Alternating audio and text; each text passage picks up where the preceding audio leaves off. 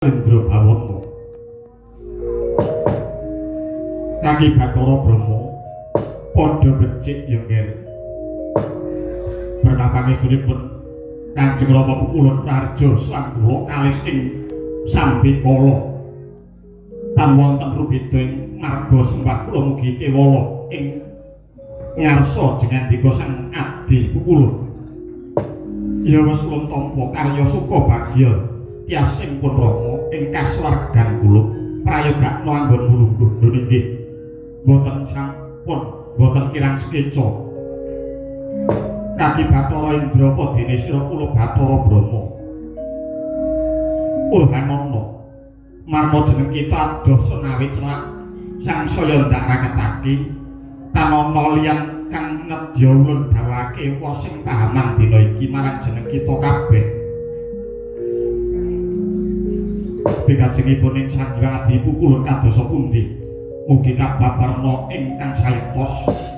ingkang putra ing Salendra Bawana tansah nilingaken karna sabda menapa ingkang badhe kawedhar wonten ngarsa paduka Kanjeng Adi Pukulun Anjra ingkang puspita kasiliring Samirana mrih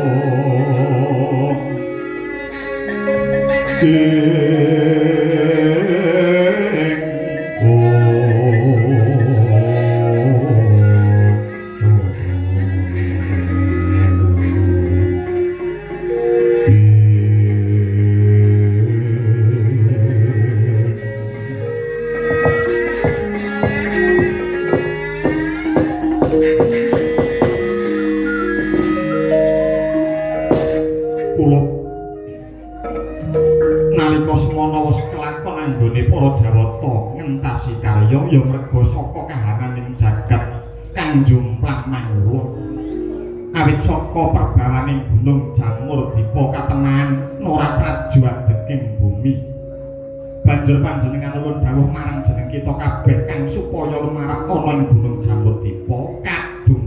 kadungkul kawaradenake mangitan supaya kahanan bumi nuswa Jawa ing tembe bisa waraden lan imbang ya merga saka pangarep bawaning kaki Bathara Bayu Gunung Jambuddipa kaseblak barat gedhe saka gedhening Maruta temah arga Jambuddipa bisa krungkat katut Maruta pangaribawaning Bathara Prabancana sumeblak ing Jambuddipa akarya horeg bumi temah dadi sempal arga Jambuddipa dene sempal-sempalan arga kang katut barat timuiba aning nuswa Jawa dadi gunung-gunung geni ing nuswa Jawa dene pucaking Jambuddipa tiba ana madyaning Nusa Jawa papan dununge Puramayadi Brahma dedali anggone mandhe dadi gunung Awasta Arga Merapi kanthi rungkating Jambuddipa kang mangkono ndadekake jagat bisa satraju satimbang ing besok kena kanggo tepa palupining para titah madya padha nggone nindakake karyaning urip supaya bisa traju ing antaraning lair kelawan batine. Sayekti lamun ta jalma manungsa kudu anggegulang marang batin. Wekasan ora mung dadi wong kang keset urip ing lemprot dat tanpa paedah. Ewa semono lamun ta jagating lair yen ta tanden udi urung tanurunga jalma manungsa mung kadunungan watak angkara murka jagat arsa kinelun ngalam donya pindhane ya maniluka. Nggih Rama Pukulun saiki siji kang mangka kula Indra kelawan kita Brahma ing rikaluhuan iki kayewangan kok maksih dedrek mubal manghalat-halat nduting si blegedaba temah ndadekake para Jawata duran dewa Durandara poyang payingan. Niki panci leres menapa ingkang kadhawuhaken Jngadika Rama Pukulun nanging ingga sepriki ingkang putra dereng dungkap menapa ingkang anjalari kayewangan horeg menika Rama Pukulun. Kula Uruhanana kang ndadekake gara-garaning Suralaya tanana liya muhung pangaribawaning titah madya padha ingkang Tarabrata samadhi ana ing bisi ing samudra pinanggal buya kuwi kang ndadekake kayewangan Jonggring Saloka ketaman gara-gara Bathara Dewa-dewa sugata marang kang soreng kang hutane arum-arum ngentane ngaiwiyat Narada ngepalani Jawata Sukamula ing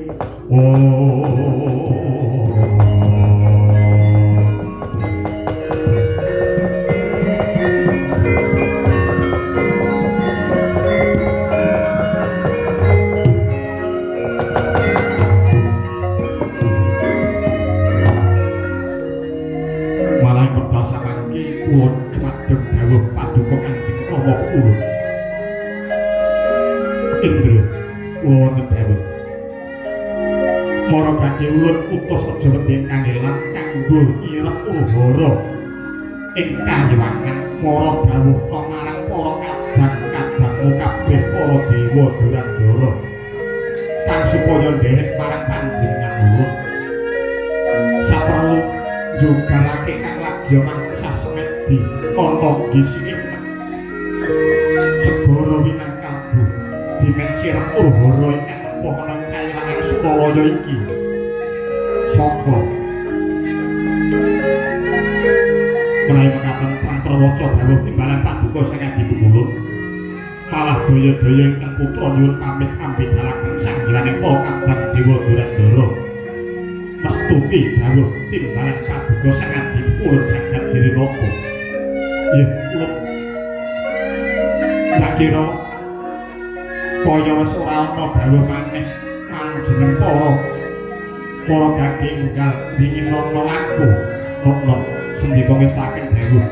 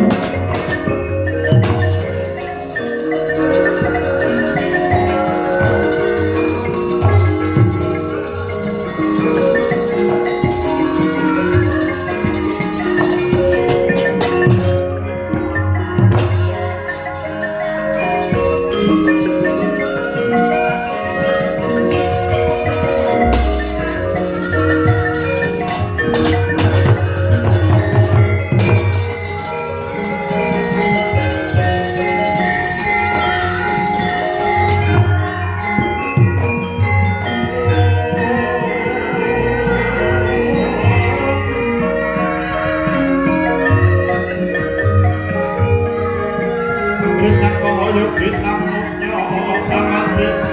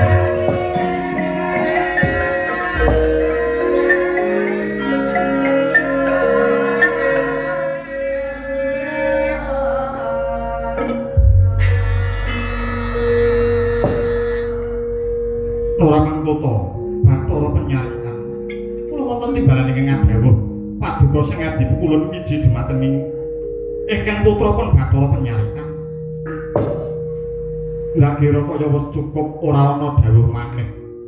mara gagi bubarna para dewa Durandara Wataknawa ingkang nggantung sibuk panjenengan ulun bak arsa kondur aning Karangkawidodaren menawi mekaten nun inggih sendika ngestaken dawuh paduka Sang Hyang Jagat Girinata amit madal pasilan